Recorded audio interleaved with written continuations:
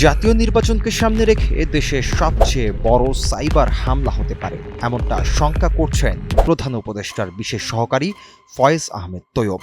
এবারে তার সেই শঙ্কা নিয়ে ফেসবুক পোস্ট দিলেন ক্রীড়া উপদেষ্টা আসিফ মাহমুদ সজীব ভুঁইয়া। সোমবার 5ই মে নিজের ভেরিফাইড ফেসবুক পেজে পোস্টটি শেয়ার করেন তিনি।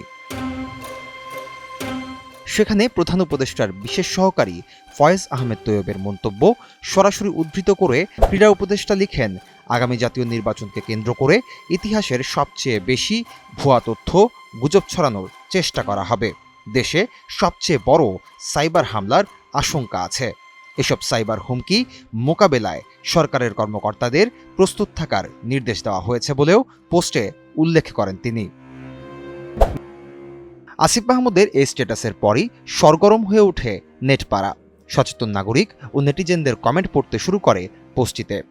অনেকে কমেন্টে সকল ষড়যন্ত্র ও ষড়যন্ত্রকারীদের রুখে দেওয়ার অঙ্গীকার করেন, আবার অনেকেই ভারতকে গুজবের উৎপত্তিস্থল হিসেবে উল্লেখ করেছেন। অনেকেই আবার গণহত্যাকারীদের বিচারের দাবি জানান পোস্টের কমেন্টে। তবে অনেকে বিতর্কিত মন্তব্যও করেছেন।